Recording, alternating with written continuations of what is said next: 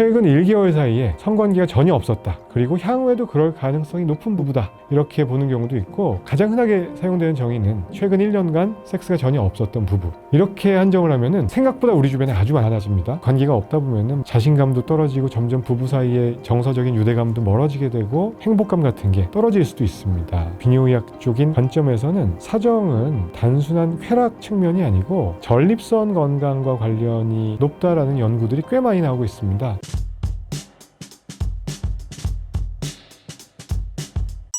요즘 섹스리스 부부들이 많은가요?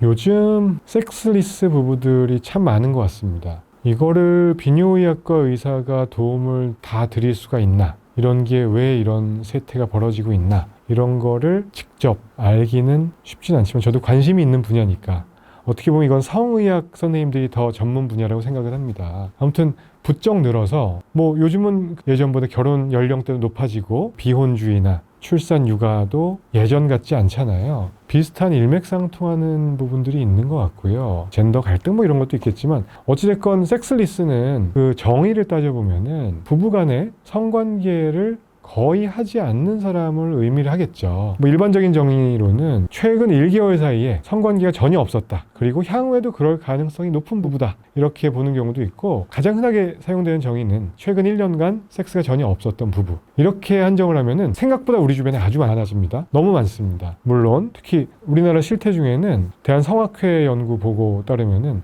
결혼한 지 한 5년 이상 되면은 한 30%, 요즘은 조금 더 늘어났다고 해서 한 45%까지가 섹스리스에 해당이 된다. 절반까지는 아니어도 아주 많은 수치겠어. 5년차 부부들. 40, 50대 부부들은 한 35%가 1년간 없었다. 이런 보고도 있고요. 원인으로 따져보면은 다 추정할 수 있는 건데, 저도 육아, 애를 키우고 하니까 애 키우면서 뭔가 공백기가 생길 수밖에 없는 경우가 많고, 또 우리나라가 약간 유난스럽다고 하잖아요. 애 키우는 거에 있어서도 그게 좋고 나쁘고를 떠나서 저희 또 맞벌이 부부가 하니까 저도 어떻게 보면 섹스리스에 들어갈 것 같습니다. 그래서 그런 여건 때문에 부부 사이가 그렇게 나쁜 게 아닌데 좋은데, 여행도 다니고 맛있는 거 먹으러 다니고 손잡고 다니고 뽀뽀도 하는데 섹스 안 하는 경우가 꽤 많은 거예요. 육아, 어떤 일에 대한 스트레스, 부부 갈등, 그리고 성기능 장애. 성기능 장애는 남자 쪽에는 발기력 저하, 발기부전, 조루 이런 것들, 갱년기가 왔다. 여성분들의 경우에도 여성분 갱년기가 왔다, 또 폐경 이후에 이런 것도 있겠지만, 언제부턴가 성교통 이런 것 때문에 호소하시는 분도 있고, 좋아야지 하는데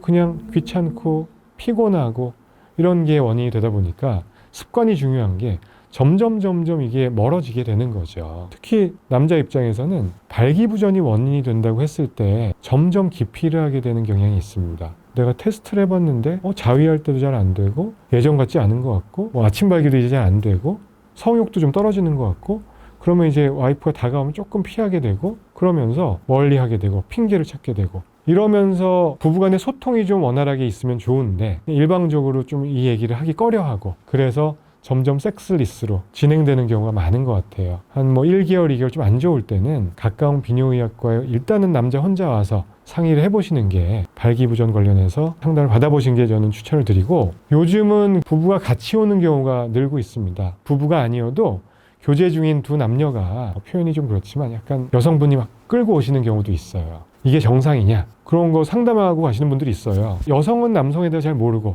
남자는 여자에 대해 잘 모르니까 그런 것들을 저는 비교적 객관적으로, 절대로 남자 편만 드는 건 아니니까, 예를 들어서 별 문제가 없는데, 이건 섹스리스 얘기는 아니지만요, 두 분이 같이 왔는데 보통 성관계는 우리가 방을 잡고서 교제 중인 분이에요.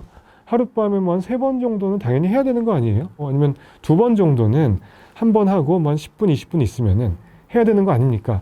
근데 남자친구는 괜찮긴 한데 한 번 하면은 그냥 쓰러져 잔다, 또는 몇 시간 있어야지 이게 회복이 되는 것 같다, 이 사람이 나한테 흥미없는 거 아니냐, 이런 얘기 상의를 하시거든요. 그런 경우에는 할 말이 많죠. 이건 의학적으로 당연히 불응기란 게 있는 것이고, 이런 거는 성기능에 문제가 있는 게 전혀 아니라, 한 번이라도 충실하게 할 수 있으면은 그 어떤 섹스에 대한 관점을 조금 바꾸실 필요가 있는 거죠. 이분이 어떤 애정도가 떨어져서 그런 게 아니고, 이게 일반적인 남자의 그런 거고, 그런 경험들이 많습니다. 부부인데 어떤 여성분께서는 일주일에 2번, 3번은 원하는데 남자는 난 한 번 이상은 못하겠어, 너무 피곤해, 이런 것도 상의하러 오시는 분도 있고요.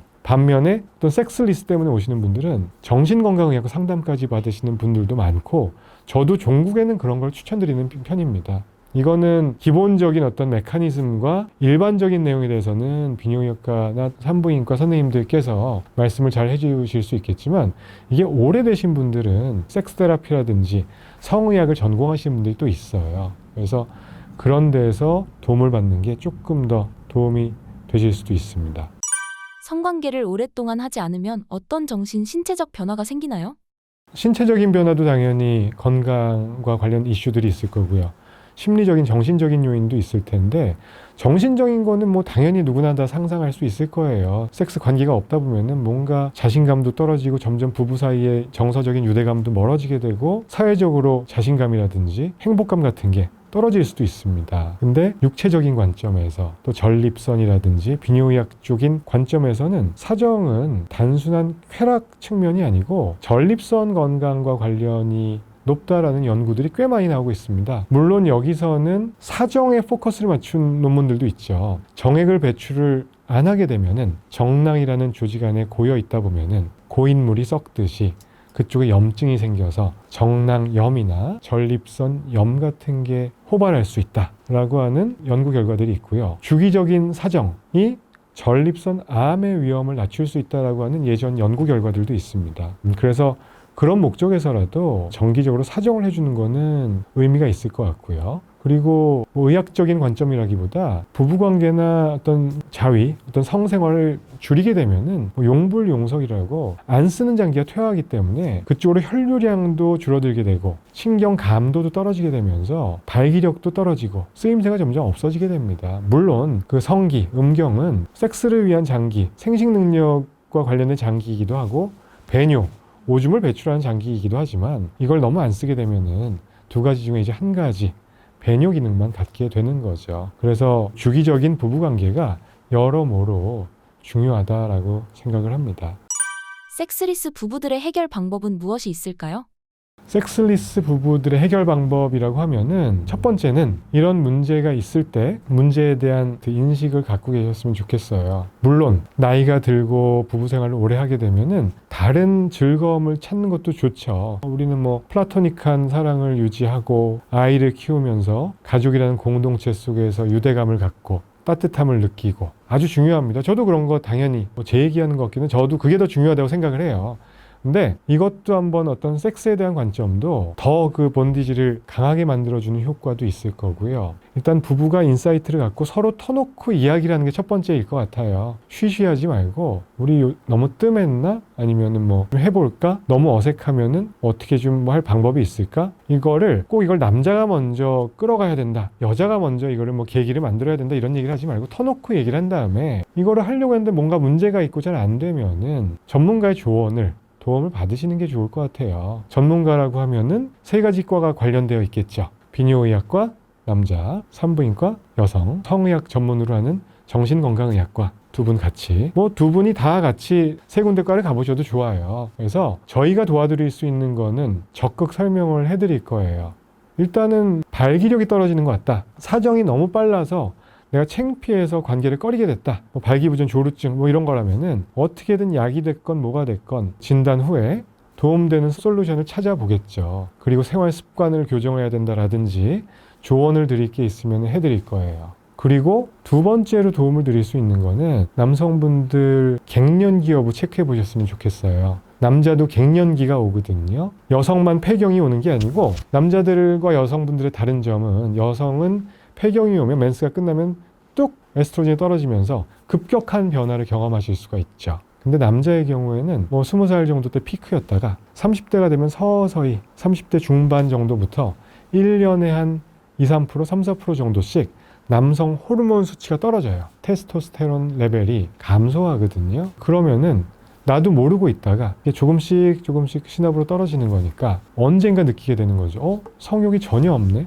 아무 느낌이 없네? 그러니까 그런 거를 꼭 진단을 받아보시면 좋겠어요. 그래서 발기가 잘 안 된다. 성욕이 떨어진다. 감정 기복이 뭐 심하다. 잠을 잘 못 자고 수면 문제가 있다. 뭐 근육량이 빠지고 비만도가 늘어나는 것 같다. 그런 일련의 증상들이 있다면은 이럴 때도 섹스리스와 함께 뭐 이런 것들이 있으면은 비뇨의학과에 오시면은 남성 호르몬 수치 오전 중에 체크하면은 갱년기의 가능성이 있다 이런 진단이 내려지거든요. 그러면은 호르몬 주사 같은 걸 들여서 호르몬 치료를 함으로써 드라마틱하게 좋아질 수도 있어요. 물론 남자 측 인자는 교정이 될 수 있다는 얘기죠. 그런 노력을 부부간에 소통을 열심히 하면서 노력할 거를 하면은 비뇨의학과에서도 뭐 몇 가지 도움을 드릴 수가 있거든요. 그래서 섹스리스 부부에 해당이 되신다. 1년간 관계가 거의 없었다라고 하신다면은 전문가의 도움을 받고 두 분이 으쌰으쌰해서 한번 다시 시작하는 계기를 만들어 보시는 게 한 번이 중요할 것 같습니다.